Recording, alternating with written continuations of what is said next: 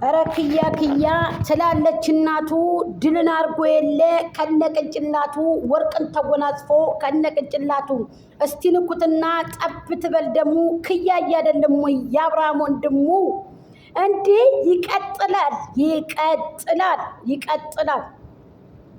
ኧረ ተው ኤፍሬም ተከበር ብዬ እኔ ብዙ ጊዜ ቪዲዮ ሰርቻለሁ። ኤፍሬም ተከበር፣ ክብር ለራስ ነው ብዬ ነበረ።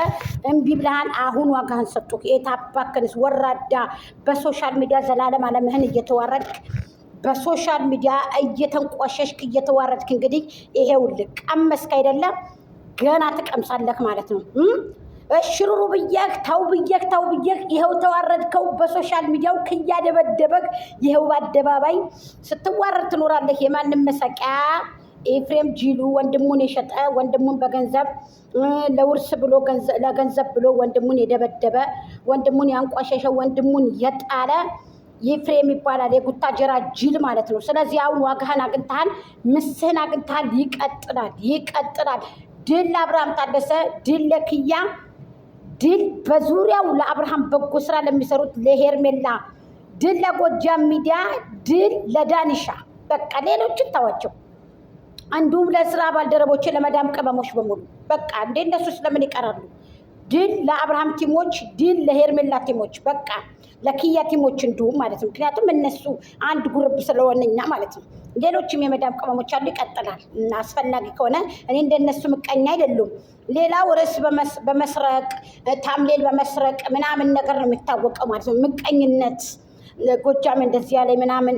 እኔ የዘፈንኩትን ዘፈን እኮ ሄርሜልዬ ቆንጆ አንገትሽን ልዋሰው ሳረገርጉዬ እሁድ ልመልሰው የአባትሽን አጥር ጅብ የፈራውን ሲዞረ ያመሻል ልቤ ብቻውን አዲሱን ቀሚሴን እሳበላው ማታ ፍቅርዬ እኔ ያለም እኔ አንቺን ነገር ስቋጥር ስፈታ ሄርሜ አንቺን ነገር ስቋጥር ስፈታ። ድል ለሄርሜላ፣ ድል ለጎጃም ሚዲያ። ጋይስ ላይክ፣ ሼር፣ ኮሜንት፣ ሰብስክራይብ ሀሳብ አስተያየታችሁን ደይ ጋይስ። አው ክያዬ ደሜን አፈስከው፣ ክዩ ደሜን አፈስከው። እውነትም ክዩ ባይዘው እኔ ወደዋለሁ። ክያ ማለት የሆነ ተግባራዊ ነው ልጁና ክያ የተግባር ሰው።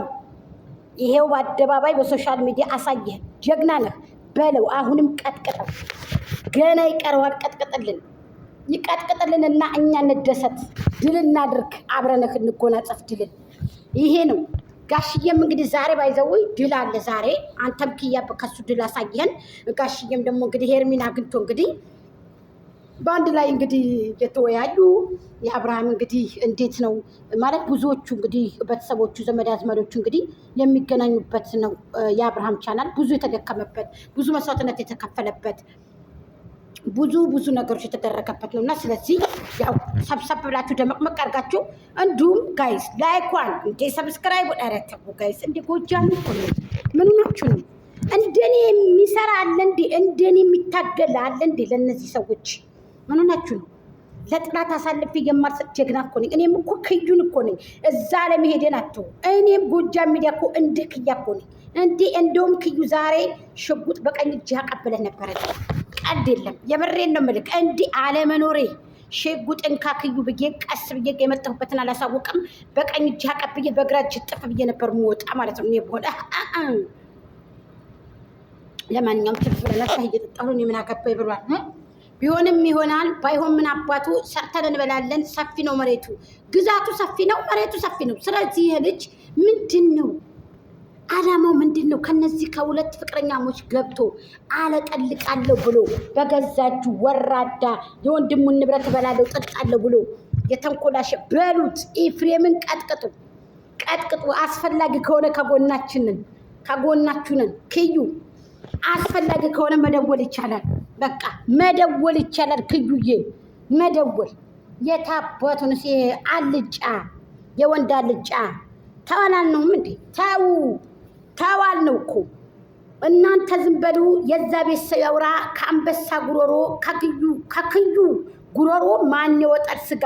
እውቴን ጀግና እዩት ሲያስፈራራ ኤፍሬምን አንኮላሽቶ ይሄዋ ደግሞ የአንበሳ ሊሙቶ የጅብ ሊገነነ አላሰደኝ አለ ፀጉሩ እየወለለ የሚባለው እኮ ለዚህ እኮ ነው። የሰው ልጅ የሚከበረው በራሱ ነው። የሚከበረው በራሱ ይታፈር ተከንፈር የሚባል ነገር አለ። ስለዚህ አንተ ባመጣኸው ጣጣ ኤፍሬም እዳ ውስጥ ገባክ። ወንድ እናት አባትህን ሽጠህ የበላህ ባለጌ ጥፍራም፣ ለገንዘብ ብለክ ሴት ልካህ ያውም ለማታወጣ ሴት አይደል እንዴ? አይደል እንዴ? ባለጌ መጨረሻ ማለት ነው። ባለጌ ክዩ እንዴት ደሜን እንዳፈስከው ዛሬ! እንዴት እንደ ወንድም መከታ ነው ያልኩ። ክዩዬ ወንድም